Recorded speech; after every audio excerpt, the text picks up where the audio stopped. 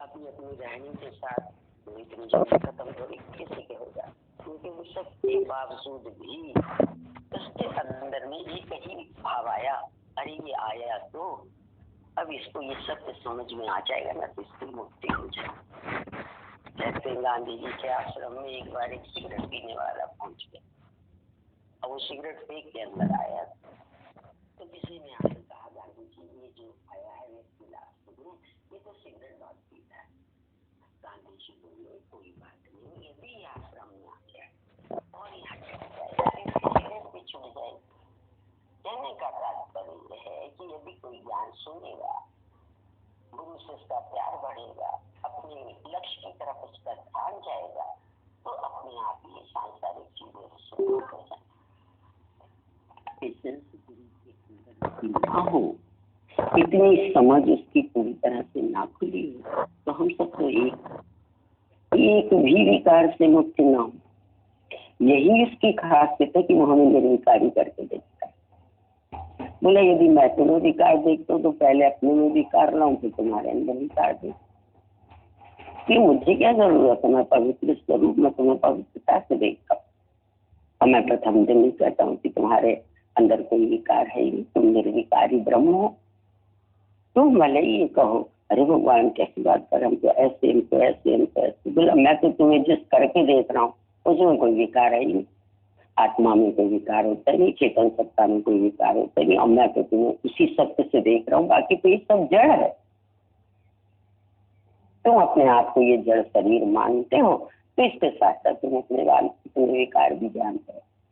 तो ये उसकी परम पवित्र दृष्टि तुम्हारे ऊपर जो पड़ती है, आत्मिक दृष्टि, आप सोचो उसका ही प्रभाव है जो परिवर्तन जीवन में आता है।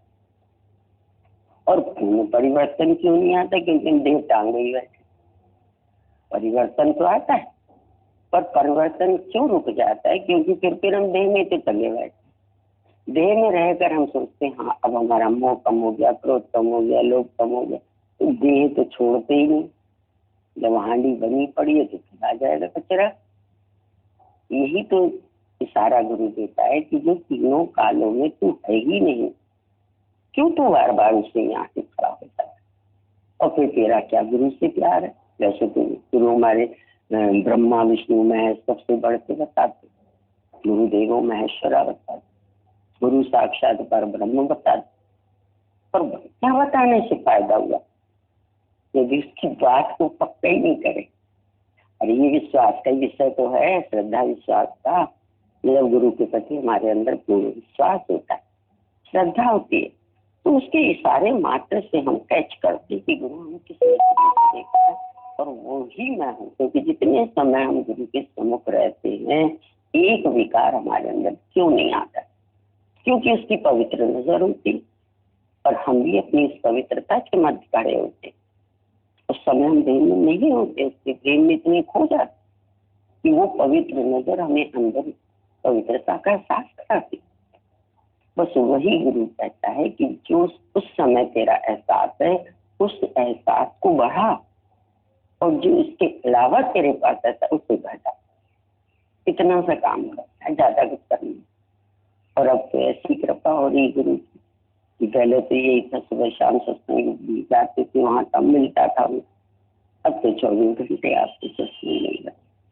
अब सोचे कितना ज्यादा हमारा अपना भाव अपने स्वरूप में होना चाहिए, कितना हमारा निश्चय होना चाहिए, कितनी हमारी खुशी होना चाहिए कि हर समय एक ही दिन बच रही है, तू देह में तू है आत्मा, तो सत्य का आनंद स्वरूप, तू ब्रह्म स्वरूप है, तू सत्य स्वरूप है, तू आनंद। आज निराकार ब्रह्म से इतनी बड़ी सृष्टि चल रही है। जिस ऑक्सीजन के लिए दुनिया पागलाई है, लेकिन उसके अथा ऑक्सीजन, अथा अनाज है, फल फूल फ्रूट, जल, सूर्य की अग्नि, सूर्य का ताप, क्या नहीं देगा। तो क्या देवन करी कोई किसी की सेवा कर सकता है? अपने निश्चय में आके ये शरीर उस कार्य को नहीं कर सकता। जैसे उनके पांचों तत्व निरंतर सेवा में लगे। आश्चर्य परिचय है। और ये आश्चर्य कब खत्म हो जाएगा? जब तुम्हारे भी शरीर रूपी 5 तत्व इसी प्रकार की निरंतर सेवा में लगे और तुम अपने निश्चय की खुद की साक्षी स्वरूप दृष्टा स्वरूप। फिर बताओ, जैसे ही हम देह में आते और जैसे ही दूसरा देह, वही देखो गिरावट शुरू हो गई। सोच की गिरावट, दृष्टि की गिरावट, भावना की गिरावट, शब्दों की गिरावट, सब कब से हुई? इतना भी नहीं समझ पा रहा। इतना तो अपने आप को रोज चेक करो, कब मुझे ये मायाजाल घूम घेर रहा। जब मैं स्वयं को 5 फुट की देह सीमित में आया तो सीमित मेरा संसार किया, और विशालता में आया तो सारी सृष्टि मेरा। कहते ना कि आसमान मेरी चादर है और धरती मेरी सैया है। जैसा भाव ऐसा प्रभाव। और यथार्थ तो ये भी कि मुझे चेतन का कहाँ स्थान नहीं, कोई जगह न मुझसे खाली है, मैं व्यापक प्राणी था। 100 बार समझा चुका कि ये 5 तत्व से बना पिंड अपने अपने स्वभाव संस्कार में बरत रहा था, बरत रहा है और बरतता ही रहेगा। तुम ज्ञानवान यानी तुम गुरुवार हो, तुम समझदार हो, तुम्हें अंदर से इनमें किसी में जाने की जरूरत नहीं। क्यों नहीं है? क्योंकि स्वयं भगवान जिसने सृष्टि रची वही नहीं बदल पा रहा है उसे। इसीलिए इशारा करा भगवान कृष्ण ने कि हे अर्जुन, ये बिना उपाय वाली बात है। तू कितना जाके समझा ले, यदि वो तैयार हो जाए दुर्योधन की, हाँ हम 5 गांव दे दे। मैं खुद गया था उसके पास, अरे भाई वो तो संतोष से मैं 5 ही गांव दे दे दुर्योधन, तब भी वो शांतिपूर्वक लड़ाई नहीं लड़ना चाह। क्या बोला उसने? बोला एक सुई की नोक बराबर जगह। ये बताने का मतलब ये नहीं है कि वो अर्जुन और कृष्ण की बात थी और वो युद्ध की बात। इसको बताने का इशारा यही है कि ये सारी सृष्टि जो कुछ भी दिखाई देगी, पशुओं को तो हम कह देते भाई अपने स्वभाव के साथ, मनुष्य को क्यों नहीं कहते अपने स्वभाव के? पशुओं को तो देख लेते ही वो सिंह मारने आ रही तो कहते ये बेटा हटो हटो हटो, ये नहीं जानती, इसका स्वभाव है। वहां से तो हम हट जाते हैं, बंदरों से भी भाग लेते, इससे भी हट, सब तरफ से हटती। लेकिन मनुष्य से क्यों मिल जाए? उसको भी इसके स्वभाव करके छोड़ो, ये इसका स्वभाव है। अरे अपनी शांति तो बरकरार रहेगी और रगड़ रगड़ के तुम पूरे हो जाओ। यदि तुम किसी को उसके स्वभाव संस्कार से हटा सको तो हम समझने की सेकंड गॉड आ गए, लेकिन नहीं कर सकते। तो व्यर्थ अपने समय, व्यर्थ शक्ति, व्यर्थ दिमाग, व्यर्थ खर्च करें। और इतना कार्य पड़ा हुआ, मेरे अपने इतने स्वरूप दुखी परेशान लगे पड़े, कौन से क्षेत्र में कूदना चाहिए? इस दलदल में या अपने क्षेत्र में, जहाँ जाकर आज भी किस जब भी किसी का फोन आता है अनोखा सा उनका प्यार, एक दर्द, आपका प्यार, आपका आपका नहीं, ये निष्काम प्यार है, ये आत्मिक प्यार है जहाँ कोई संबंध नहीं। जब भी इस प्रेम में संबंध की कहीं लहर आएगी, आप देखो विकार न आए नहीं सकता। समझ लो अच्छे से, इसे आज बैठ के खूब अच्छे से समझना कि जब जब संबंध में विकार, वो आपस में संबंध भाव आएगा, विकार आएंगे। चाहे जो भी है, राग आए, द्वेष आए, काम आए, क्रोध आए, जरूर आए, आप नहीं रोक पाए। और जैसे ही आत्मिक संबंध में आएंगे सब हवा हवा, जैसे आकाश पर कुछ ठहरता नहीं, आते हैं बादल, थोड़ी देर के लिए सूर्य घिर जाता है, ऐसा लगता है जैसे सूर्य निकला नहीं, पर क्या ऐसा है? सूर्य नहीं निकला, सूर्य भी निकला है। और बादल छटते ही आकाश पुनः नीलांबर हो जाता, नीले, उसके ऊपर कोई न्यारा निर्लेप है, न काले बादलों का असर न सफेद बादलों का है किसी चीज का। तो वास्तविक स्वरूप तो मेरा ये आकाश वस्त्र है। क्यों नहीं मुझे अभी तक अपने से प्यार हो रहा? क्यों नहीं मुझे अपने लक्ष्य की तरफ दर्द पैदा? क्यों अभी भी किसी का चेहरा मोड़ा, किसी के शब्द, किसी का रूप रंग? ये प्रश्न करो अपने आप। और रही बात जो आज का समय चल रहा है, इसमें भी किसी का कुछ चलने वाला नहीं है। कई बार ठीक होके घर भी लौटे, घर लौटते लौटते श्वास अटकी और खत्म, अभी हमारे यहाँ 50 वर्ष निकाला, अच्छा खासा हॉस्पिटल से लौटा, घर में आते ही मान थोड़ी देर के बाद 65 की और खत्म। ये तो समय के खिलौने हैं, न इन्हें कोई बांध पाया है न बांध सकेगा। बस बीच का रास्ता है कि हम भक्ति पूर्वक सेवा यदि भगवान कराए तो इस काया से कर, उसमें हमारे अंदर कोई लोभ लालच या किसी प्रकार की कोई और बात नहीं। यही कर सकता है ये जीव, इसके अलावा से कोई अथॉरिटी नहीं। तो जहाँ कुछ प्राप्त नहीं होना उसको कुरेद के हम उसमें चले क्या निकाल लें, और जहाँ प्राप्ति ही प्राप्ति है उधर अपना ध्यान ही नहीं दें। वहां मूर्ख है कि नहीं? यदि गुरु जीवन में न आता तो चाहे जैसा हो, और जब गुरु जीवन में आ गया तब तो कम से कम सबसे पहला बार इस बात से करो, गुरु कहाँ से बात कर रहा है कि किस प्रकार ये शरीर तू नहीं है, यहीं से शुरू करता था। और हमें एहसास भी कराता है कि तू 5 तत्व को तन रचो जानत तो चतुर्थ जान जैसे जैनान का लीनता है नहीं मानता ही नहीं जी। और दूसरी जागृति देता है कि यदि तू अपने को देह भी मान रहा है तो तू ये देख उस बालक के साथ क्या आया जो तूने इतना मेरा बना कर। दर्द दुख शिकवा शिकायत सब कहाँ से शुरू होता है? मेरे से, किसी दूसरे से नहीं होता है, मेरे से। किसी कैसी गुड़ बात से गुरु ने पकड़ के हमारे सामने रखी, सारी मेहनत गुरु की है। तुम तो इस जंगल में अपने आप को खड़ा ना कर पाते, हंस तो गए थे जंगल, लेकिन कैसे वो निचोड़ की बातें लाला के दे। बार बार मैं तुझे इस जागृति में ला रहा हूँ कि ये शरीर भी बिना किसी संबंध के आया था, और जो इसका वास्तविक संबंध था वो ये ओम ओम करके बता रहा कि ओम ही साथ, ओम है जीवन हमारा, ओम ही एक सार है। ओम से हमको बजे उसका ही बेड़ा पाया। उसने तो आते अपना परिचय दिया और हम मूर्ख नहीं समझ पाए। आज गुरु उसी परिचय के बार बार दोहरा है।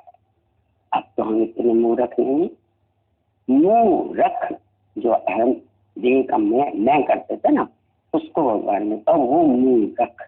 हमने तो मूर्ख अर्थ भी नहीं जाना। बोले जब तक मुंह तब तक तू मूर्ख है। तू सोचता मैं किसी को ठीक कर दे रहा, अरे मूर्ख तू कहाँ ठीक कर दे? उसकी सफा हाथों में ना हो, दवाइयों में ना हो।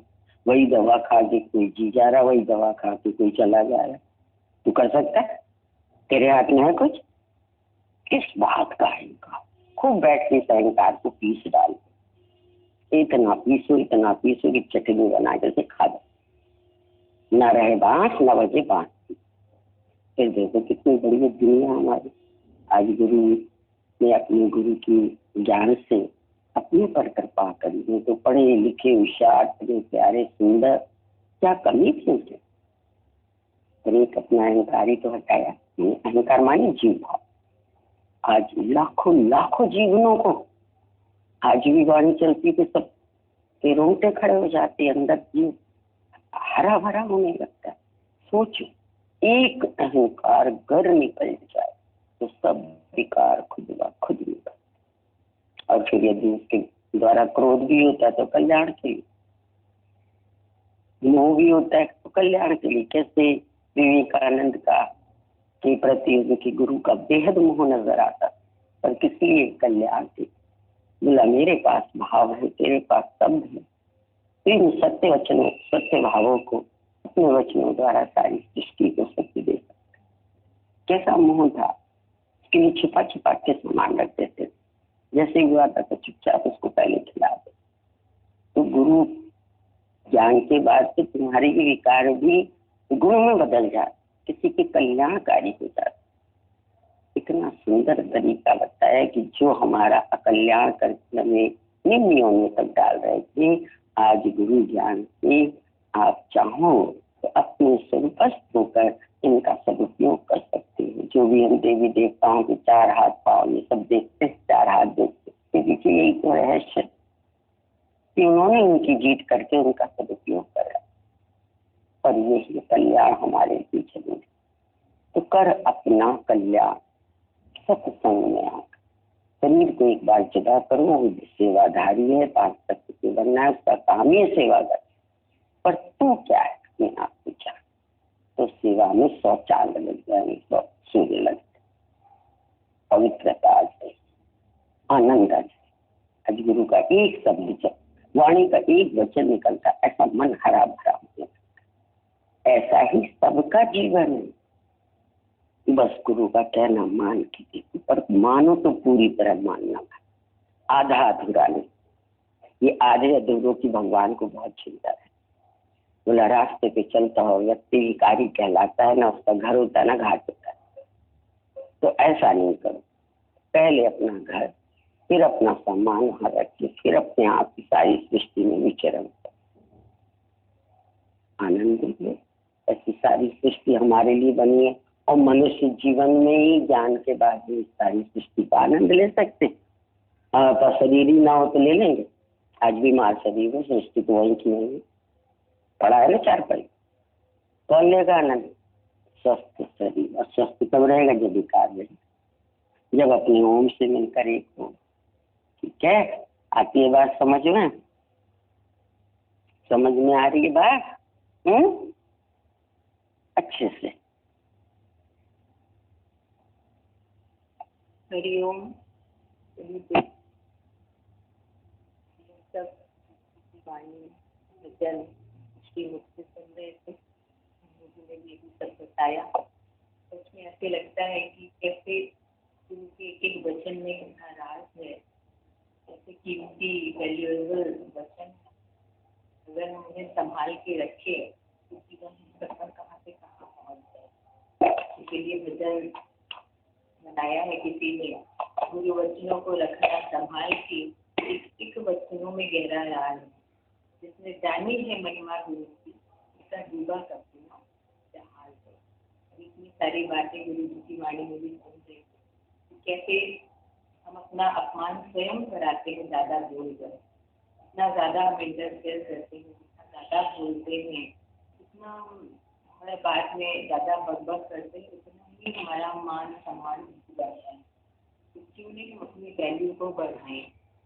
छोटी सी बात याद आ रही थी, सबने सुना हुआ है कि कैसे वो व्यक्ति अपने गले में 2 मेडल डाल के घूम रहा था, जा रहा था। किसी ने पूछा कि अरे तुम्हें 2 मेडल किस बात के मिले हुए हैं? एक तो समझ में आता है, लेकिन ये दूसरा मेडल भी और दोनों तुम गले में डाल के घूम रहे हो। तो बोला एक छोटा काला मेडल है, ये तो मुझे अच्छा बोलने के लिए मिला है, वो स्पीकर हूँ मैं, अच्छा बात करता हूँ, इसके लिए मिला है। लेकिन ये जो दूसरा मेडल मिला है, वो जो दूसरा मेडल मुझे मिला है, वो मुझे मौन रहने के लिए मिला है। मुझे अच्छा मौन रहने के लिए मिला है, ये बड़ा मेडल है। तो मौन की कितनी महत्ता है। हम जीवन में मौन नहीं रह पाते, बाकी सब काम करते हैं, बहुत बड़ा बड़ा सत्संग कर लेंगे, बहुत बातें कर लेंगे, सब कुछ बहुत हो रहा है। लेकिन जहाँ हमें शांत रहकर, चुप होकर के, मौन में रह के साधना करने चाहिए, वो ही एक मेन काम सबका नहीं हो पाता। और ऐसे सब उलझ उलझ के व्यर्थ अपना समय खराब करके बैठे हैं। गुरु जी ने एक बार बोला कि तुम अपने घर को गुरु का घर नहीं समझते हो, इसीलिए तुम कुछ ना कुछ बोलते रहते हो। आज गुरु तुम्हें अपने पास रहाता है, पैराडाइज में आके रहते हो, तो किस भावना से रहते हो? ये गुरु का घर है, यहाँ हमें सबसे अच्छे से बात करनी है। जो यहाँ के नियम कानून है, जो रूल्स एंड रेगुलेशन है, उनको फॉलो करते हुए अपने काम से काम करना है, अपनी साधना में रहना है, लिखना पढ़ना अभ्यास करना। तो इस तरीके से जब हम जीवन को व्यतीत करते हैं, कितना सुंदर लगता है। ऐसा लगता है बस गुरु के घर पे हम रह ही जाए और हमारा कोई और कार्य ही नहीं है, क्योंकि घर जाते ही गुरु के उलझन में मन फंस जाता है। तो जब किसी ने गुरु जी से बोला कि यहाँ आपके पास रहते हैं तो बहुत अच्छा लगता है, पर घर जाते हैं तो ऐसी साधना नहीं हो पाती। गुरु जी ने बोला कि तुम अपने घर जाते हो, तो तुम गुरु के घर जाओगे, गुरु की पुष्टि समझोगे, तो वहां भी तुम बिल्कुल वैसे ही रहोगे जैसे यहाँ रह रहे हो। तो किसी से कोई लगापन नहीं, कोई वास्ता नहीं, कोई इंटरफेरेंस नहीं। जो जैसे चलेगी, भगवान ने कितना सुंदर तो कोई छोड़, जो जैसे चल रहा है सबके स्वभावों को उनके साथ अगर हम स्वीकार कर लेते हैं हर व्यक्ति को, तो जीवन जीना कितना सरल होगा। और अगर उसी में मन हमारा उलझता है, सारा समय सोचता रहे तो सच में पिता की तरह हालत होती है। जिसको उसके बेटे ने बोला तो पिताजी काश क्या रेडियो स्टेशन से बात करते, बोला क्या मैं इतना अच्छा बात करता हूँ, सारा दिन बोलता था, सबके पीछे कुछ ना कुछ अपनी एनर्जी लगाता रहता। बोला क्या मैं इतना अच्छा बात करता हूँ, बोला नहीं पिताजी, रेडियो स्टेशन पे अगर आप बात करते तो मैं कम से कम बटन बंद तो कर सकता था, ऑफ तो कर सकता था, लेकिन वहाँ तो मैं आपको कुछ नहीं करा था, इतना सुबह से शाम तक बोलते। तो बोला तुम्हारे ज़्यादा बोलने से अपना मान नहीं, अपनी वैल्यू को हम सब बनाए।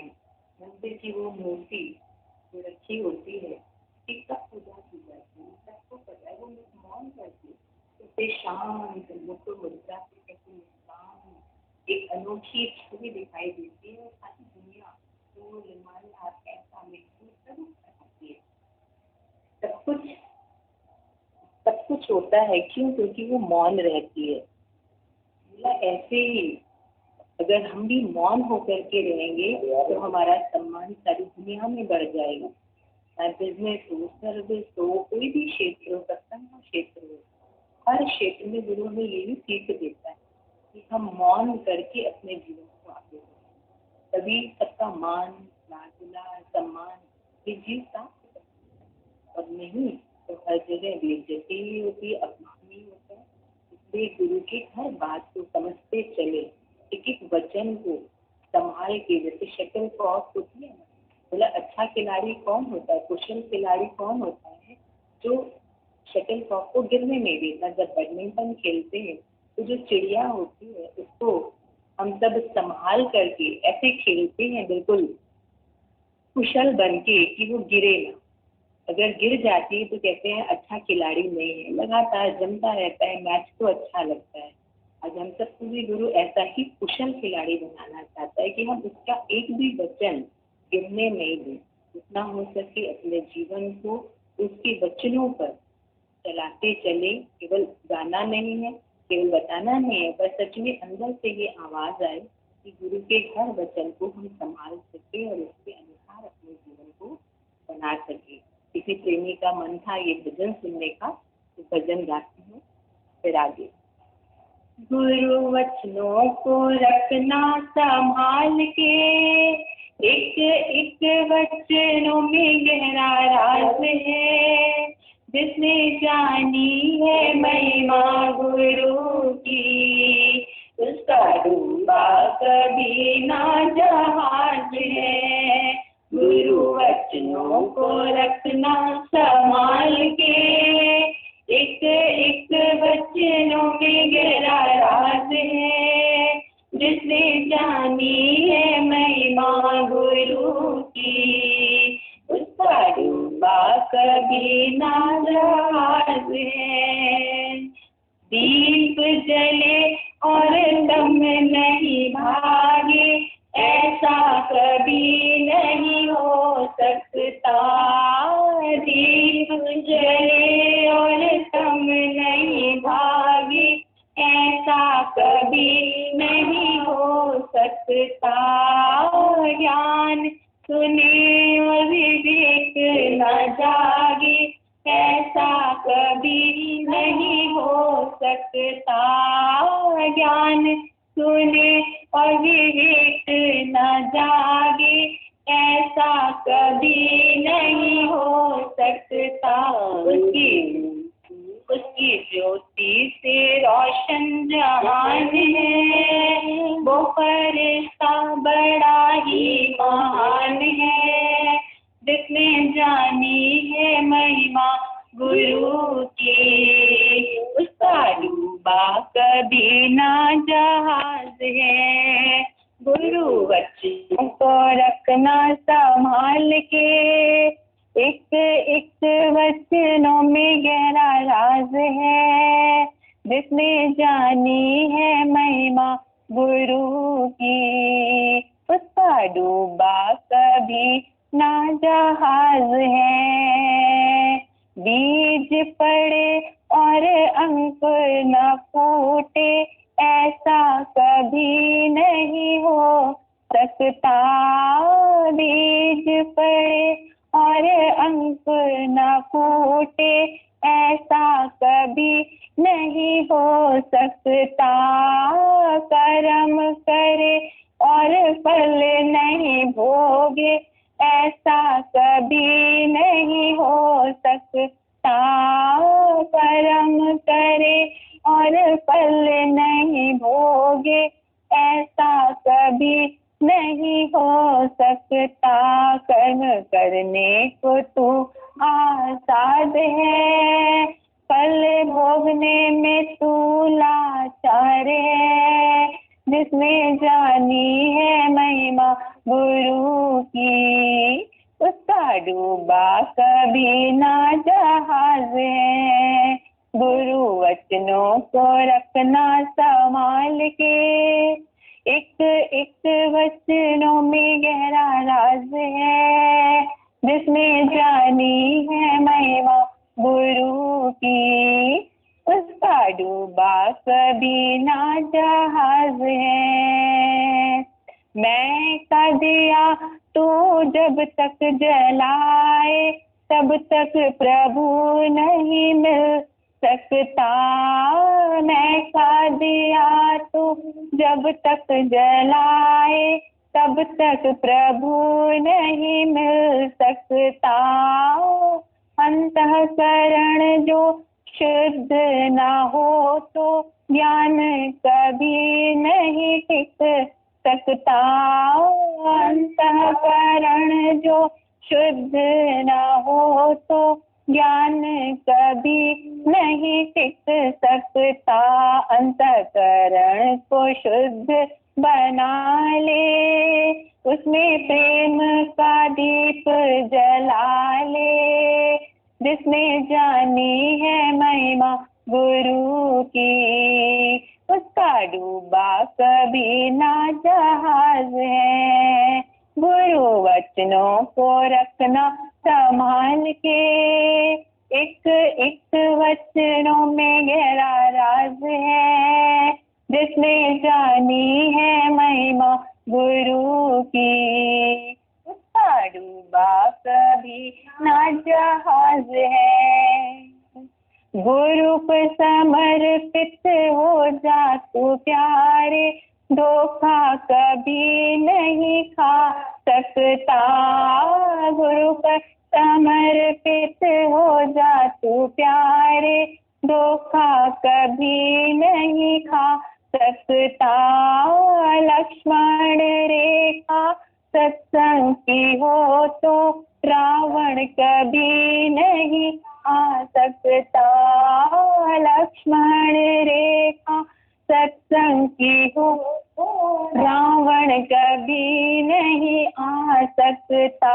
अब तो पल पल ये होता आभास है, सतगुरु ही सदा मेरे साथ है, अब तो पल पल ये होता आभास है, सतगुरु ही सदा मेरे साथ है, जिसने जानी है महिमा गुरु की उसका डूबा कभी ना जहाज है, गुरु वचनों को रखना संभाल के, एक एक वचनों में गहरा राज है, जिसने जानी है महिमा गुरु की उसका डूबा कभी ना जहाज है, उसका डूबा कभी ना जहाज है, उसका डूबा कभी ना जहाज है। हरि ओम। Thank you.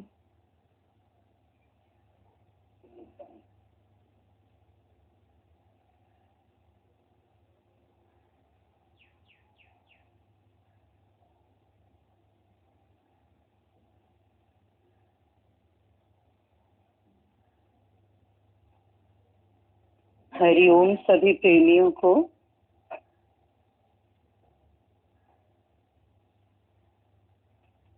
रोज ऐसी कल्याणकारी वाणी की धारा में हम सब प्रातःकालीन स्नान करके पवित्र होते हैं। हर तरह की सुजागी समय समय पे गुरुवाणी में सबको मिलती रहती है।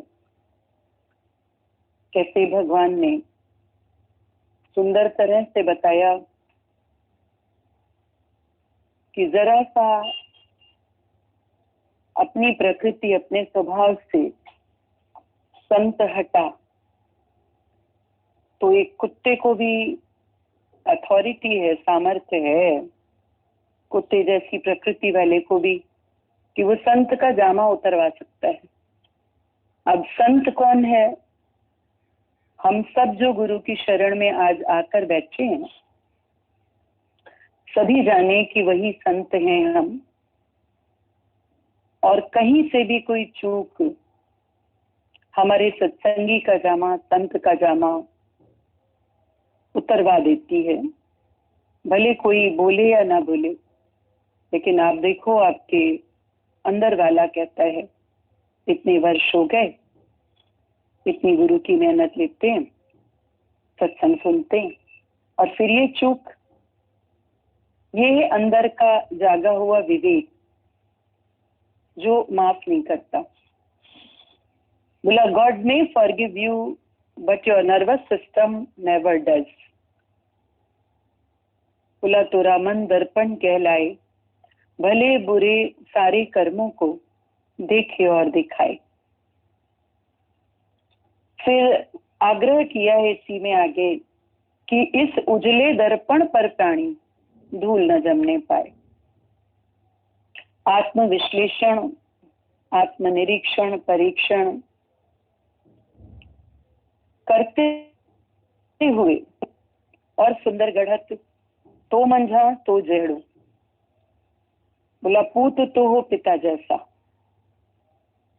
गुरु की संतान है तो अंदर में संतान को कैसा होना चाहिए? संत जैसा होना चाहिए।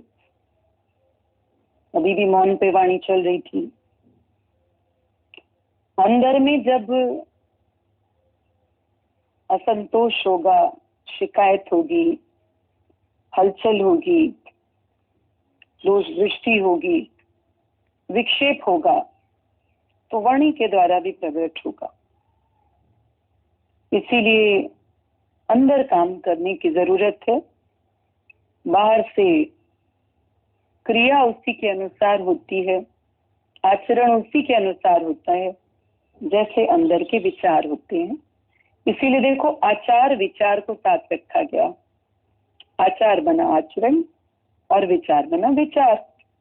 तो विचार के अनुसार ही आचार यानी आचरण होता है। अंदर जांच करके देखें, झांक करके देखें कि जिस उद्देश्य को लेकर के हम बढ़े, या गुरु का जीवन आदर्श जो हमें जिसने खींचा, आकर्षित किया, तो क्या उसी आदर्श को आगे रखकर, उसी उद्देश्य को आगे रखकर चल रहे हैं? मेरे आगे है आदर्श तुम्हारा, देता है हमें ये इशारा, और इसी से है जीवन हमारा। हम सबके आगे हमारे सभी ऋषि, मुनि, अवतार, भक्त, संत, गुरु, और अभी जो हमारे सारे गुरुजन हैं, सभी का आदर्श हमारे सामने है। इतना सबके अंदर से निकला हुआ धारा प्रवाह ज्ञान, ये ज्ञान गंगा कल्याणकारी जो निरंतर बह रही है। वेदों का जो काल था, तब से लेकर के वैदिक काल से लेकर के निरंतर ये जाह्नवी, ये गंगा बह रही है। तभी भजन चलता है, मार लो डुबकी, मार लो डुबकी, गंगा बहती ज्ञान की। अब भी स्नान ना किया तो ये काया किस काम की। तो ये सुअवसर है इसे खोना नहीं है। कैसे बता रहे थे गुरु जी कि दोष दर्शन कब शुरू हो जाता है इस जीव में, जब परस्पर स्वार्थ भावना आती है, सुधार भावना आती है, अंदर श्रेष्ठता का अभिमान आता है। कैसे 22 वर्ष तक प्रेम निभा और जेल में जाकर मिलना, बना के कुछ लिख के जाना, उधर उसका बैठ के इसके लिए शायरी और कविता बनाना, परस्पर प्रेम निभता रहा, पर फैमिलियरिटी ब्रीड्स कंटेम्प्ट। जहां वो प्रेम परिवार का रूप लिया और फिर उसमें अपेक्षाएं आई तो झगड़े चालू हो गए। इसीलिए संबंध भाव की जो माया है उससे गुरु बचाता है। जिसमें भी संबंध रख लो, जहां भी रख लो, ऐसा नहीं कि कोई परिवार से ही होता है, ब्लड रिलेशन से होता है।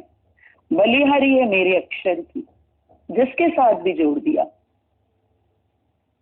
वहीं पर अधिकार भावना, वहीं अपेक्षाएं, उम्मीदें, वहीं सुधार भावना। देखो जो सुई है ध्यान की, वो कहाँ कहाँ अटकी हुई है। जहां अटकी है और जहां टिक टिक करती रहती है, घूम घूम के उसी के विचार, घूम घूम के उसी के विचार, समझ जाना ध्यान की सुई वहां अटक गई है।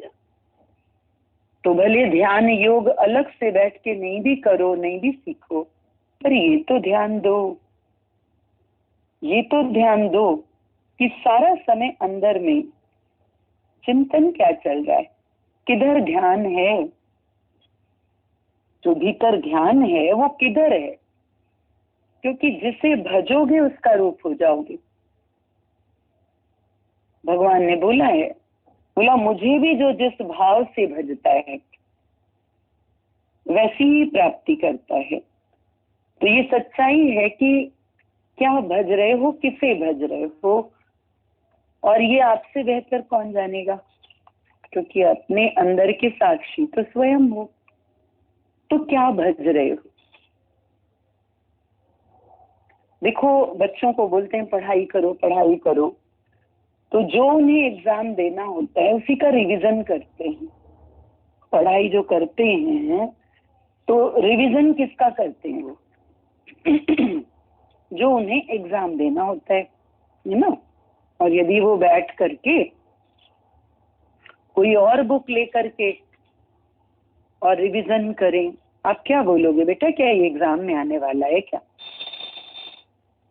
तो देखो अपनी वृत्तियों को चेक नहीं करते हम, पलट करके इस मन से नहीं पूछते हैं, इस बुद्धि से नहीं पूछते हैं कि ये तेरे कल्याण में निमित्त है क्या, जो चिंतन तू बैठ के कर रहा है, इससे तेरा मोक्ष होगा क्या। पलट करके बात करो, आप देखोगे अपने आप ही उपरामता आ जाएगी, सुजागी आ जाएगी, अवेयरनेस आ जाएगी, और लगेगा अरे ये क्या, ये कहाँ जाके पहुंचा है। तो बोला मन की गति संभालिए और भक्ति की ओर डालिए। आज ब्रह्मज्ञानी का सर्वस्य प्रेम है और बरसों बरस हो जाते हैं। देखो ये प्रेम दिनों दिन बल्कि बढ़ता है सबका।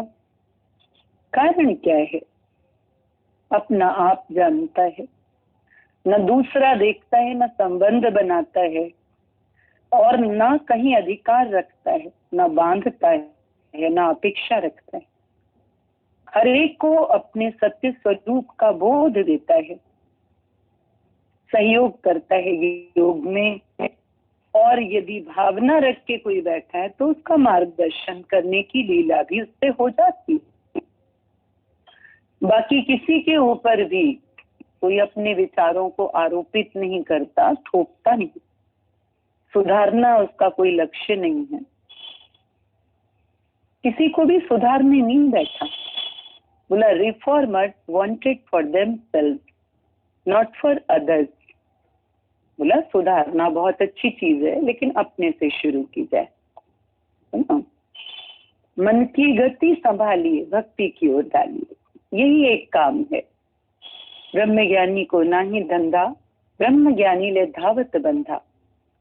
ये जो दौड़ रहा है ना, धावत दौड़ रहा है मन, उसको बांधता है, उसको खूंटे से बांधता है, लक्ष्य की तरफ लाता है। एक ही काम है, सही ट्रैक पे आ गई ट्रेन, फिर तो मंजिल मिलेगी ना। ट्रैक सही पकड़ाना होता है। बार बार वृत्ति बहिर्मुखी, और फिर उसको अंतर्मुख करो, फिर घर में लेके आओ। अभी तो चारों तरफ एक ही बात है, घर में रहो सुरक्षित रहो, घर में रहो सुरक्षित रहो। तो अपनी चित्तवृत्ति को, मनोवृत्ति को जो बहिर्मुखता की ओर भागती है, उसको बोलो घर में रहो सुरक्षित रहो। घर कौन सा? बोला घर में घर, घर में घर, तह में घिड़ो अघर थी।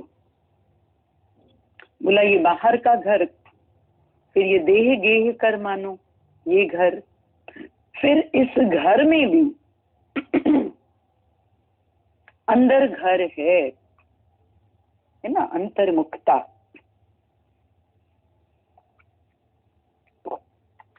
और उस घर में भी प्रवेश करके फिर अघर, अघर माना सबसे परे, बाहर के घर से, देह के घर से, फिर अंदर जो मनों में सृष्टि, मेरापन, होना पना, सबसे परे। तो देखो इतनी इतनी सुजागी जहां होगी वहां सुरक्षा होगी ना, शांति भंग होगी। देखो आनंद भंग होगा, चोरी होगी नहीं होगी। पहरे पे पहलवाना, गुरु के ज्ञान को, गुरु को पहरे पे रखो। अंदर की सुजागी हर समय पहरे पर हो, पहरे पे पहलवाना। संग निमाण न माणा, मुझो सतगुरु सदा साणा। तो चोर डाकू जो खतरो ना हो, किसी भी प्रकार के चोर डाकू का कोई खतरा नहीं है, पहरे पे पहलवान। तो एक तो घर में रहो और ऊपर से पहरा भी, फिर कहाँ कोई घाटा डाल के जाएगा ना। तभी हम सब महसूस करते हैं कि भले ही कहीं कोई जंगल में नहीं गया, बाहर से त्यागी बाबा नहीं बना, कोई वेश नहीं बदले, कोई चिन्ह नहीं धारण किया, कोई भोजन नहीं बदला, देखो बाहर से कुछ नहीं किया, लेकिन अंदर देखो प्रभु तेरे रंग में रंग गए हम ऐसे, लगता है जी रहे हैं संग सदा जैसे। नहीं तो बाहर से संन्यास्त होके भी बोला मन ना रंगाए और रंगाए जोगी कपड़ा। तभी संत बोलते हैं राम रंग सा मन रंग जोगी, शाही भेष रंगायण में। बाहर से तो चोला रंगा लिया, भाई ये सन्यासी है, भाई ये चलो सत्संगी भी है, चोला रंगा लिया। और अंदर नहीं रंगा तो, अंदर नहीं रंगा तो देखा ना सजा कैसी दिलवा दी काजी के पास उतेरी। तो चोला अंदर से रंगाओ। और जैसे जैसे गुरु के संग में, रंग में जीवन रंगता जाता है, खुद को ही अच्छा लगता है। ऐसे लगता है कि अभी जीवन सफल है, सफल हुआ है उसी का जीवन जो तेरे चरणों में आ चुके हैं। उन्हीं की पूजा हुई है पूर्ण जो तेरे चरणों में आ चुके हैं, और वो कोई और नहीं, हम सब हैं। ऐसा महसूस करें तो अपना काम उतारते चलो। देखो इसकी तरफ कोई हमारा ध्यान केंद्रित नहीं करेगा, भले चाहे वातावरण में इतनी उठापटक है, इतना ये बोल रहे हैं मृत्यु का कहर है, कोई कुछ बोलते हैं, कोई कुछ, मानो इतना परिवर्तन हो भी रहा है, सब कुछ है, लेकिन कोई भी प्रभु से न जुड़ता है न जोड़ता है, और न ये इशारा देता है न अपने लिए लेता है कि समय तो कम है, सदुपयोग करें। मनुष्य जीवन के महत्व को न जानता है न बताता है कि एक एक क्षण इसका हीरे मोती जैसा है, देखो कहाँ नष्ट कर दे। तो जो आध्यात्मिक यात्रा है उसको पूर्ण करने की प्रेरणा एक गुरु के अलावा कहीं से नहीं मिलती। वही जगाता है। अपना रूप पहचान समझ मन दर्शन यही भगवान। अपने रूप को तो जानो, स्वयं को तो जानो, तुम हो कौन। पिंड ब्रह्मांड सब रास तुम्हारी, और काहे करत गुमान। अपना रूप पहचान समझ मन दर्शन यही भगवान। ये पिंड चाहे ये ब्रह्मांड, सब तेरा ही तो पसारा है, तेरा ही तो विस्तार है, तू ही तो है। जहां सर्व ममरूप का निश्चय है वहां गुमान अभिमान इसको स्थान कहाँ है ना। और इस निष्ठा में आए तो भी अभिमान नहीं। अभी भी बताया गुरु जी ने, बोला पत्नी को आकर के बड़ी खुशी से बता, बड़ी सुंदर टोपी, बड़ी सुंदर पगड़ी मिली है, आज तो मजा आ गया। पत्नी ने क्या बोला, बोला ये आपकी है, जब आप घर से निकल रहे थे मैंने ही तो आपके सिर पे रखी हुई, पहना के भेजा था। पर वो नशे की हालत में था तो उसको पता नहीं, और वही पगड़ी जब उसको दोबारा मिलती है तब नशा उतरा हुआ था, अब वो सोच रहा है ये मुझे विशेष लाभ हो गया कुछ। तो गुरु भी हमको बोलता है तुम्हारी अपनी ही पगड़ी, तुम्हारा आत्मस्वरूप की निष्ठा, तुम्हारा आनंद स्रोत, आनंद शांतिमय जीवन, प्रेममय जीवन, ज्ञानमय जीवन, ये तुम्हारा अपना स्वरूप ही है। अल्लाह लहूं तो का कहूं, कहूं तको उपकार, तो कोई अभिमान नहीं, अपने स्वरूप को पहचानो। बार बार एक ही काम है गुरु का, दर्पण दिखाना, अपना रूप पहचान। तो जहां दर्पण में देखते हो अपने स्वयं को जानते हो, विश्व के दर्पण में सर्वत्र मैं हूं, उसके बाद बताओ कहाँ उलझोगे। उलझने की तो बात चालू ही होती है दो में। जहां द्वैत है वहां सारे विकार है, बुलाना नहीं पड़ेगा, निमंत्रण देने की जरूरत नहीं है। जहां द्वैत आया अंदर सारे विकार ऐसे धड़धड़ाते प्रवेश करेंगे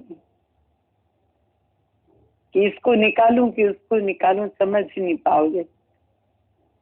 तभी गुरु ने बोला एक अहंकार जब निकल जाए सब विकार खुद ब खुद निकलते। एक जो होना पड़ा है, तभी देखो गुरु ने दक्षिणा में बोला निकृष्ट वस्तु भेंट करो। और कैसे उसने कहीं खुजली का कुत्ता तो कहीं विष्ठा, सब देखा, लेकिन अंतिम निर्णय यही हुआ कि निकृष्ट में निकृष्ट तो ये देह अध्यास है। ये जो जीव ने अपनी एक अलग हस्ती बना ली, मस्ती ही चली गई सारी। ऐसे भी देखो कोई बच्चे जब अपनी सिंगल फैमिली बनाते हैं, सेपरेट फैमिली, हम तो भाई सेपरेट रहेंगे, देखते हो सिर पे आके सारी जिम्मेदारी पड़ती। और जहां बड़ों के साथ रहते हैं उनकी छत्र छाया में होते हैं, कितनी बातों से छुपे रहते हैं। तो इस जीव ने अपनी एक अलग हस्ती जो बनाई तो बल्कि ये घिर गया समस्याओं से। बहुत प्रकार का अंदर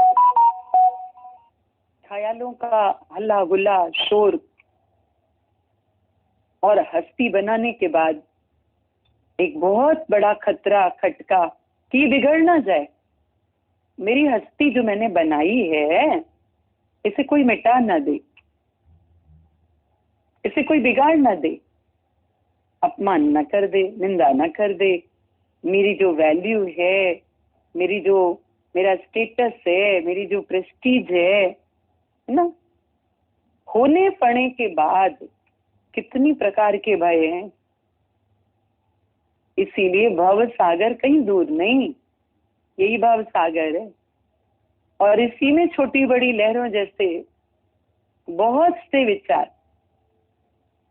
तो कई बार डूबते हो, तरते हो, ऐसी अवस्थाएं है।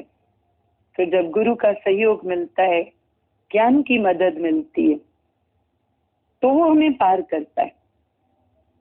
फिर तो वेदांत ब्रह्म ज्ञान जिसने कैच किया वो जानता है कि हस्ती तो हरि की है, इसने तो यहीं से ही पाप किया, भूल करी, एकज भूल, जो अपना एक अस्तित्व बना बैठा, और इसके बाद समस्याएं ही समस्याएं।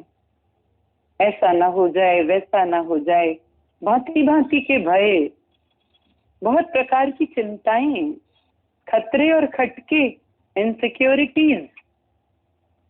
क्योंकि हस्ती बनाने के बाद फिर ये जीव पोजीशन बनाता है, मैं के बाद मेरा तैयार करता है। और जहां ये मेरा आया, वहां तो फिर देखो क्या हाल है। अंदर धक धक होती है, नींद नहीं आती है, डर लगा रहता है। अभी कल परसों भी किसी का फोन था, बोला घर में कोरोना सबको हुआ, तो मेरा तो नेगेटिव था, लेकिन अभी सबका नेगेटिव हो गया, मेरा पॉजिटिव हो गया। आप शक्ति देना, ये समय ऐसे पार हो। ये अरे बैठ के प्रभु ने रजोगुण से छुड़ाया है ना। बैठ के स्वाध्याय करो, मनन चिंतन करो, पठन पाठन करो। ऐसे ही कहते थे सत्संग सुनने का समय नहीं मिलता, तो स्थिरता से सत्संग सुनो, ये भी लीला है उसकी। तुमको समय दिया है, सदुपयोग करो। भले जाके जो दवाई पानी, भाई काढ़ा गरारा जो करना है वो करो, रेज वरेज जो इसके लिए, घोड़े के लिए जरूरी है, जाके करो। लेकिन 10 दिन अभी देखिए, 10 दिन के बाद अरे तो तुमको कितनी मुश्किल से ये समय मिला। ज्ञानी को प्रकृति जहां रख दे, जैसे रख दे, उसको इतनी रमज होती है कि वो उस समय को भी ऐसा समझता है जैसे ये समय दोबारा थोड़ी आएगा। गोल्डन अपॉर्चुनिटी है भाई, चलो इसका सदुपयोग करो। नहीं, अपने सत्संगियों की बात कितनी बार सुनी है कि टांग टूट गई और प्लास्टर बंधा, अभी डॉक्टर कह रहा है प्लास्टर खुल सकता है, खुलवाने आ जाओ। उसने पर्सनल फोन किया डॉक्टर को, बोली डॉक्टर साहब 1 हफ्ता और रुक सकते हैं क्या? बोला क्यों? बोला भगवत गीता चल रही है मेरी असल में नियमित, तो बस पूरी ही होने वाली है, 18वां अध्याय चल रहा है, तो पूरा ही हो ही जाएगा। और नहीं तो एक बार प्लास्टर अभी खुल गया, फिर उससे संबंधित और सारी क्रियाकलाप, भाई अभी ये करो, एक्सरसाइज करो, या जो भी चीजें है ना, तो थोड़ा सा रुक जाइए। ये है मस्त मौला, देखो वो उलझते नहीं हैं, ऐसा क्यों वैसा क्यों। कमजोर नहीं पड़ो, उलझो नहीं, विचलित नहीं हो। शक्ति देना नहीं बोलो, तुम शक्ति के स्वरूप हो, तुम स्वयं पावर हाउस हो। अपने अंदर के पावर को प्रकट होने दो। तुमने ही ढक्कन लगाया है, ढक्कन खोलो किसी बोतल का तो देखो खुशबू निकल के आती ना, जो पदार्थ उसमें है। तो ये जो हो मैं का ढक्कन लगा के रखा है ना, मैं फलानी, वो ढक्कन हटाओ। तुम्हारे अंदर सब कुछ है, तेरे ही अंदर माल खजाना, मत जाओ ढूंढन देश बेगाना। जैसे तुम दूसरों को शक्ति देते हो, गुरु के ज्ञान की समझ देते हो, विचार देते हो, कहते हो उसका फोन आया था, मैंने उसको ये बात बताई, तो बहुत उसके अंदर में संतुलन आ गया, शक्ति आ गई। तो इस मन मूर्ख को क्यों नहीं देते हो? इसको भी अलग करो अपने से और इसकी काउंसलिंग करो, ठीक है ना। तो ये तरीका है। और इसके बजाय बाहर दौड़ने लगते हो। वो बोला ना तूफान आया तो सारे लोग भागे, और संत जी बैठे थे समाधि, तो उनको भी सबने बोला संत जी भागो। थोड़ी देर में आके देखा तूफान थम गया, संत जी अपने ही स्थान पे समाधि थे। भाई संत जी आप भागे नहीं। बोला भागा था। बोला नहीं आप तो उसी जगह बैठे हो। बोला तुम बाहर भागे थे, मैं भीतर भागा था। तो बोला तुम भी तर जाओगे, जब तुम भीतर जाओगे तो तुम भी तर जाओगे, ठीक है ना। तो अंतर्मुखता में आओ। हम अंतर्मुखता में नहीं आते हैं, इसलिए परेशान होते हैं। गुरु हमें अंतर्मुखता में लाता है, अपने ओम में लाता है, अपने आनंद में लाता है, स्वरूप में लाता है। तेरे ही अंदर माल खजाना, कैसे पिताजी लिख करके गए थे और वो बच्चा समझ ही नहीं पा रहा था। बोला इस तिजोरी से तेरे को लाखों रुपए मिलेंगे। अब तिजोरी खोली पिताजी के जाने के बाद, एक पैसा नहीं। बोला मेरे पिता और इतने सत्यनिष्ठ सत्यवादी, वो गलत तो कुछ लिख नहीं सकते। समझ नहीं आई बात। तो पिताजी के खास दोस्त थे, उनको बुलाया और बोला ये जो पिताजी लिख के गए हैं इसका क्या मतलब है। तो बोला उनके दोस्त ने, बोला बेटा तुमने ध्यान से नहीं पढ़ा, इसमें लिखा है अलमारी से, अलमारी में नहीं लिखा है। तो बोला मतलब। बोला लाओ कोई नुकीली चीज दो, थोड़ा अलमारी को खुरच के देखता हूँ। और जब उन्होंने खुरचा तो वो पूरी अलमारी ही सोने की थी। बोला अभी समझ में आया। तो गुरु भी क्या करता है, ये ऊपर से जो परत आ गई है देह अध्यास की, जीव भाव की, जो ये अज्ञान आ गया है, कुसंग के परिणाम से आया। देह अध्यासियों के संग में बैठा ये जीव तो देह अध्यासी हो गया। शेर का बच्चा बकरियों के संग में, देखो बकरी की बोली बोलने लगा था। तो जब बड़ा शेर संपर्क में आया तो दहाड़ा वो जोर से, तो छोटे शेर के अंदर से भी ओरिजिनल आवाज निकल के आई। तो नहीं समझ थी, इतना लंबा समय देहासियों के बीच बीता हम सबका। तो देखो शेर होके बै मचाया,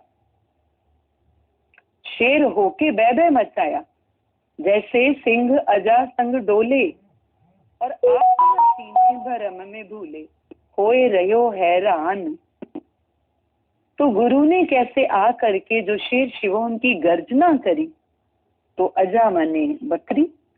तो ये जो बकरी हो करके मैं कर रहा था, देहाध्यासी होकर के जीव भाव में आकर के, तो गुरु की कृपा से वापस अपने स्वरूप में आया। तो अभी इसी सुजागी में रहो, अपने शेर शिवोहम की गर्जना करो, कहीं पर भी उलझ पुलझ नहीं जाओ। देखो हर चीज गुजर रही है, घड़ी देखो आगे बढ़ रही है, देखो डेट चेंज होती जा रही है, डे चेंज हो रहा है, समय बदल रहा है, मौसम चेंज हो रहा है, यहाँ सब कुछ परिवर्तनशील है ना। तो जब जानोगे कि सब कुछ परिवर्तनशील है, सब गुजर रहा है, गुजर जाएगा, तो किसी भी घटनाक्रम को लेके पकड़ के नहीं बैठोगे। अभी तो रोज ही वो दृष्टांत याद आता है कि कैसे वो युवा पुत्र और उसका शरीर शांत हुआ और किसान ने उसको वहीं जहां खेत में काम कर रहा था उधर ही किनारे में जगह बना के और मिट्टी हटाई, थोड़ा उसके शरीर को रखने जितना स्थान बनाया और उसमें डाल के और ऊपर से मिट्टी डाली और फिर अपने काम में लग गया। और उसकी बहू आई जो रोज आती थी दोनों का भोजन लेके, और पता लगा कि किसान ने भोजन किया और जो उसकी बहू थी वो बाकी का बचा भोजन लेके टिफिन लेके चली गई।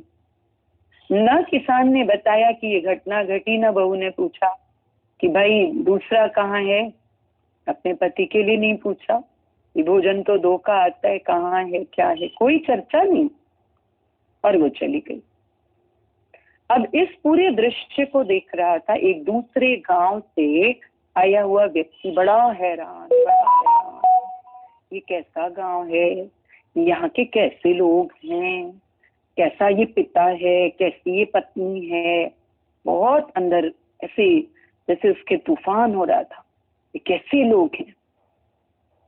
और ज्ञानवान थे वो लोग सब, बहुत गहरा ज्ञान अंदर का। अब ये इस गांव में आया था एक सेठ के पास, महाजन के पास, थोड़ा उधार लेने के लिए, है ना। तो अक्सर ही लेता था उससे। तो बोला कि भाई इतना इतना धनराशि, तो उसने निकाली, देने लगा।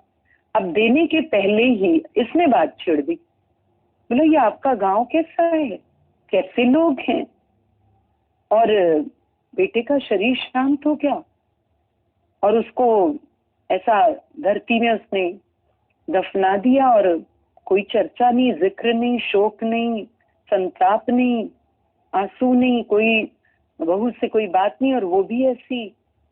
बोला ये कैसी रीत है। महाजन ने पैसे ही उठा के रख लिए और देने से इनकार किया। बोला क्या हो गया, आप नाराज हो गए। बोला नहीं, मैं ये सोच रहा हूं कि उन लोगों ने परमात्मा की अमानत को खुशी से लौटाया, तो ये घटनाक्रम तुम्हारे अंदर प्रश्न चिन्ह लगाए हुए है। तुम जो मेरे से ले जा रहे हो अमानत बतौर, मैं कैसे विश्वास करूं कि तुम ये अमानत खुशी से लौटाओगे। तुम्हारी नीयत पे शंका हो गई है कि तुम अंदर से बेईमान हो। देखो कुछ भी सृष्टि में हमें मिला, जब मिला तो हमने कहा ये प्रभु ने दिया, प्रसाद स्वरूप है, कृपा है ना। कल भी भजन चल रहा था, देने वाले ने दिया, वो भी दिया किस शान से, पर मेरा है ये लेने वाला, कह उठा अभिमान से। तो गुरु हमारे इस मिथ्या अभिमान को तोड़ता है, इस भरम को तोड़ता है। क्यों, भरम ने तुझको घेरा है, कुछ तेरा है ना मेरा है, सामान बटोरा बरसों का, दुनिया एक रैन बसेरा है। सब भजनों को पिए, चबा चबा करके ना अंदर लेके जाएं, जब पिए तो सुजागी आ जाएगी। तो ये गुरु की बहुत कृपा है जो उसने हम सबको ये सच दिया, ये सुजागी दी कि आया था किस काम को, क्यों सोया चादर तान के, सूरत संभाले गाफिला, तू अपना रूप पहचान। सुंदर है ये भजन पूरा कबीर का। बोला मांगन मरण समान है, मत कोई मांगे भीख, मांगन से मरना भला, ये सतगुरु की सीख। जीव भाव में खड़ा हुआ प्राणी कभी भी इच्छा से नहीं छूट सकता। वो प्रत्यक्ष या अप्रत्यक्ष कटोरा लिए रहता है और मांगता ही रहता है।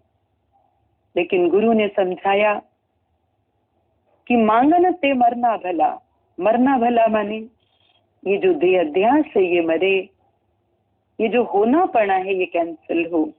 ये रोज रोज इच्छा के अधीन होके मरने से तो बेहतर है कि वो मरनी मरो जिसका परिणाम ही परमानंद है ना। जिस मरने ते जग डरे, मेरे मन आनंद, मरने ही ते पाइए पूर्ण परमानंद। तो बोला मांगन मरण समान है, मत कोई मांगे भीख, मांगन ते मरना भला, ये सतगुरु की सीख। तो ऐसी सीख लेकर के निरीच्छा होके, निष्कामी होके, उदार होके जीवन को यज्ञमय बनाए। फिर आगे इसमें बताया बड़ा भया तो क्या भया, जैसे लंबी खजूर। सब देखो अभिमान में फूले फूले घूमते रहते हैं, इतराए इतराए चलते रहते हैं, लेकिन क्या उनके जीवन से किसी का कल्याण हो रहा है? अपने मैं मेरे तक सीमित। तो बड़ा भया तो क्या भया, जैसे लंबी खजूर, और पंथी को छाया नहीं, फल लागे अति दूर। भले छोटा वृक्ष हो पर घना हो, फलदार हो, जिससे किसी की भूख मिटे, किसी पथिक को हवा मिले, पंछियों को बसेरा मिले, वो ज्यादा शोभायमान है। तो बड़ा भया तो क्या भया, तो गुरु ने कैसे हम सबका ये मिथ्या अभिमान मिटा करके और जीवन को सर्व के हित में लगाने की प्रेरणा दी कि मिट के, गुम होके, हस्ती मिटा करके, झुक करके हर एक को उठाते चलो। फिर बोला, पानी भरे पनिहारियां रंग बिरंग घड़े, भरिया उसका जानिए जाका तोड़ चढ़े।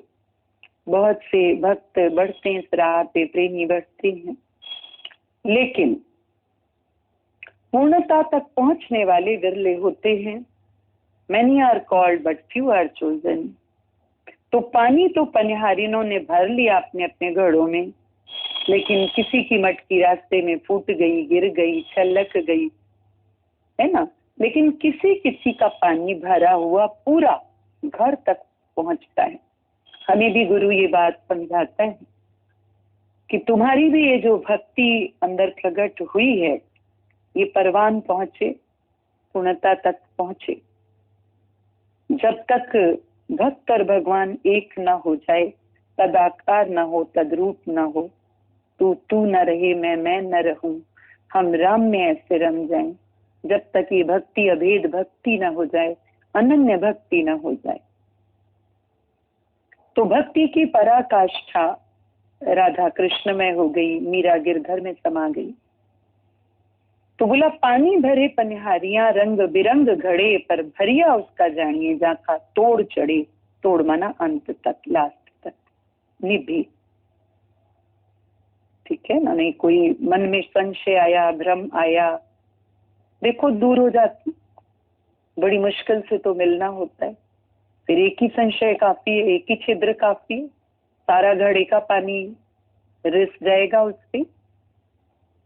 तो ये अपनी कृपा, भले प्रार्थना भी हो कि मुंजी तो सा सुना साई रहती अच्छे शल। हे भगवान, तुमसे ये जो प्रीत जुड़ी है ये और भी दिनों दिन पक्की होती जाए। गुरुजी लिखते थे पत्र में, लाख लोहार आ जाएं, 100 सुनार आ जाएं, तुम्हारी प्रेम की कड़ी को तोड़ ना सके। आगे इसी भजन में है, माया मरी न मन मरे, मर मर गए शरीर, आशा तृष्णा न मरी, कह गए दास कबीर। देखते हो शरीर भले ही नष्ट हो जा रहे हैं, लेकिन बिना ज्ञान, बिना गुरु के कोई भी तृष्णा रहित है, वासना रहित है, इच्छा रहित है। इस संसार में नित्य नई आस रख करके, नित्य नई प्यास रख के जीव भटक रहा है, कहाँ सुजागी आती है। माया मरी न मन मरे, माया का आकर्षण भी जीव के लिए बना पड़ा है। और देखो मन भी हावी होता है, मन की भी अधीनता है। मन को साक्षी भाव से जाने और जीते, मायापति होकर के रही, मायामय मति ना हो। और देखो ये इच्छा, तृष्णा, वासना, आस, उम्मीद सब जीव भाव के लक्षण। तो गुरु की कृपा से सबसे विजय प्राप्त करें। आया था किस काम को क्यों, सोया चादर तान के, सूरत संभाल ए गाफिला तू, अपना आप पहचान रे, अपना आप पहचान रे। मांगन मरन समान है, मत कोई मांगे भी, मांगन से मरना भला, ये सतगुरु की सी। आया था किस काम को क्यों, सोया चादर तान के, सूरत संभाल ए गाफिला तू, अपना आप पहचान रे, अपना आप पहचान रे। बड़ा भया तो क्या भया, जैसे लंबी खजूर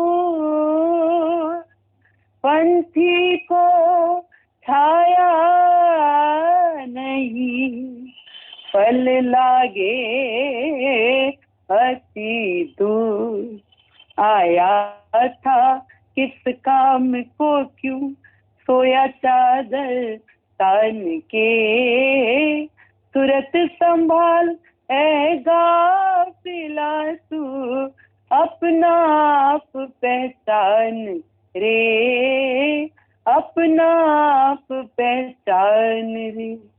पानी भरे पनिहारियां, रंग बिरंग घड़े, भरिया उसका जानी, जाका तोड़ चढ़े।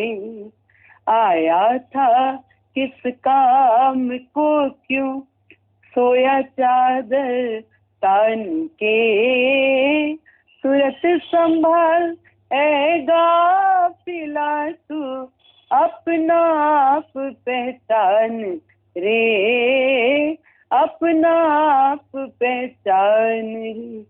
माया मरी ना मन मरे, मर मर गए शरीर, आशा तृष्णा ना मरी, कह गए दास कबीर। आया था किस काम को क्यों, सोया चादर तान के, सूरत संभाल ऐ गाफिला तू, अपना आप पहचान रे, अपना आप पहचान रे, अपना आप पहचान रे। हरिओम सभी प्रेमियों को।